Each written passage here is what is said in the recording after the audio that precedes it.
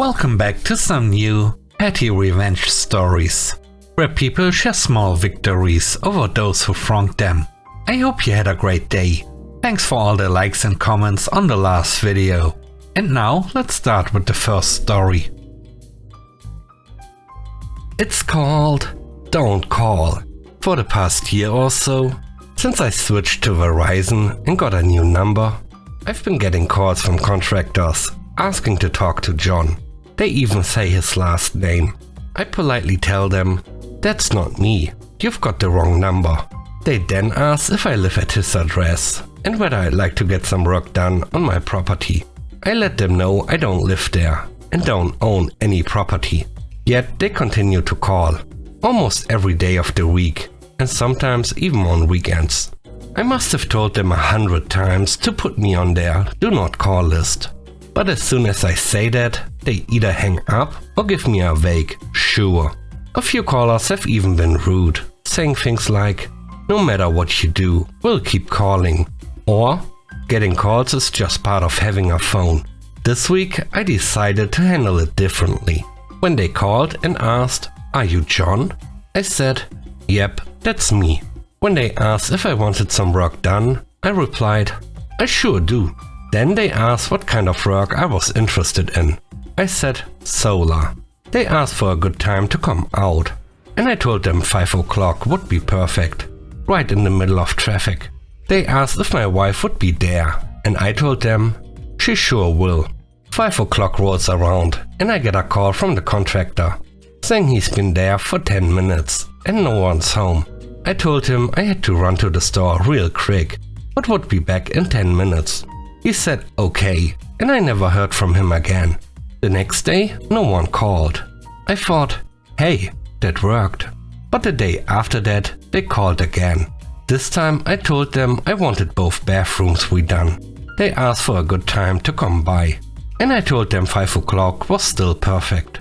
They confirmed the address, which I already had from their previous calls. So I told them what they wanted to hear. They said, "Great, we'll see you later." A few hours later, they called to confirm the appointment and whether my wife would be there. I said, "She sure will." They asked what exactly I wanted done, and I told them I was open to suggestions. Then they asked when I wanted to get started, and I told them, "Pretty soon." 5 o'clock comes around and my phone rings. This time it's the general manager. He asks when the owners will be home. I tell him, "I'm home now." He says, "But I have you at a different address." That's because I have 2 homes. He starts reading off the other address and I confirm it. Then he asks, "So you don't know who Sandra Hader is?" Nope. He follows up with, "Are you sure you didn't get too many calls from us and maybe didn't really want an estimate?" So I tell him, "That's exactly what happened. I've told you over 50 times I'm not John. That's not my address. And I don't have any property to work on." Then I hear what sounds like music to my ears. "That's why I've got your case on my desk. I'm going to make sure you are taken off the call list." That's great, because I've asked for that plenty of times. We'll see what tomorrow brings. If they call again, I send them to my other, much bigger house that needs more work. The next story is called University Policy. About 8 years ago, I was in my final semester of college and had only one required class left for my major. The rest were just random electives to fulfill the minimum unit requirements to graduate. When I saw the name of the professor assigned to the class, I instantly felt a sense of dread. I'd had him during my freshman year for another required course. And let's just say, he wasn't exactly the friendliest person. He was constantly on a power trip, would dock a percentage of your grade for every class you missed or were late to, and had no problem speaking down to students in front of the entire class. At the start of the semester, I ended up getting sick and missed the first class. Since the class met twice a week, I made sure to attend the first day's session. When I walked in, the professor gave me a look, so I reintroduced myself and explained that I'd missed Tuesday's class because I'd been sick, thinking that would resolve the issue. Of course not. After class, he called me over and with a tone that seemed oddly pleased, told me that because I had missed his first class of the semester, he had the right to drop me. He added, "You'll have to take the class next semester. Sorry." University policy stated that professors could drop students if they missed 50% of the class meetings in the first 2 weeks, assuming the professor took attendance. For a class that met 4 times in the first 2 weeks, this meant missing 2 classes could get you dropped.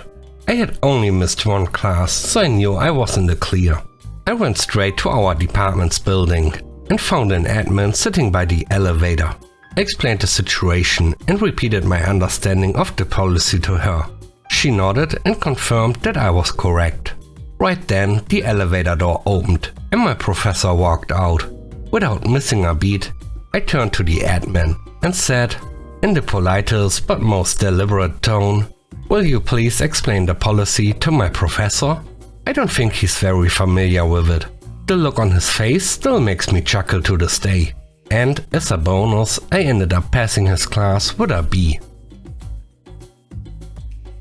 The third story is called Short Man Complex. I worked with a guy who was senior to me, but in a different department. He wasn't my boss in any way, but he still liked to throw around what little authority he had. For example, he'd call me to his office while he was already on a conference call, and then expect me to just stand there until he was done. After the second time, I started saying, "Call me when you are done," and walked away. He couldn't argue or insist I wait, because the other callers on the line would hear him. I knew it bothered him, but I also knew my boss had my back on this. He was about the same height as me when I wore flats. I'm 5'5", so he was maybe 5'6". It was pretty clear he wasn't thrilled about being close in height. One day I came to work wearing heels and ended up slightly taller than him. I could tell it really got under his skin, having to look up just a little to talk to me. On my way home that evening, I stopped at DSW and bought some new shoes to wear with pants that had 3-inch heels. From that point on, every pair of shoes I wore to the office made me taller than him. My boss found it hilarious and couldn't stop laughing when I told him what I was doing. The next story is called Pay My Bill. Many years ago, I was at a popular bar in my home city on a Saturday afternoon.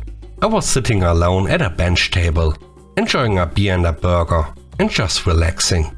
It was fairly busy, as it usually gets, and sharing tables wasn't uncommon. A guy and his 2 friends came over and politely asked if they could sit with me while they waited for another table. Since it was a sports bar, I didn't mind and said sure. They sat down and I thought that was the end of it. But then the other table they were waiting for cleared out, and instead of moving there, about 10 more of their friends arrived. The guy then asked me to leave. I said no, since I was there to watch an international rugby game and had been seated first. At this point I found myself squished at the table. Let's call it table 21 from here on. Despite being outnumbered, I decided to hold my ground. As the game went on, the group got progressively louder and started ordering food and drinks. I went to the bar to grab myself another drink, and the bartender asked which table I was at. I said, table 21. Here's where things got interesting. Every time the waitstaff brought out their orders, I'd casually ask, "Did you grab the drink order for the XYZ cocktail? Or the ABC steak?" The waitstaff, thinking I was part of the table, added those to the orders. Except those were for me. The game and the overall festivities lasted about 7 hours.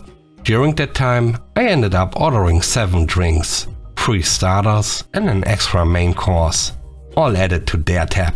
For comparison, my original bill for the burger and 1 drink was just $20.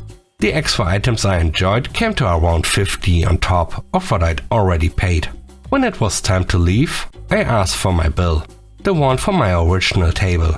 It showed only my first drink and burger. I paid that and went home, feeling quite satisfied with how the date had turned out. The 5th story is called Coffee Thief. I have this coworker who kept borrowing my coffee mug every single day. I know it's a small thing, but after politely asking them multiple times not to take my mug and getting nowhere, I decided it was time for a little harmless payback. I swapped out my usual mug with a cheap neon green one. It's so bright and unappealing. It looks like it was designed to stand out from space. The next day, as expected, my coworker grabbed my new mug and spent the entire morning using it. Completely unaware that it now had a bold message on the side. I'm a coffee thief. To top it off, the mug also had a cartoon raccoon wearing a mask printed on it. What made it even funnier? They kept using the mug for weeks without noticing. The moment they finally realized was absolutely priceless.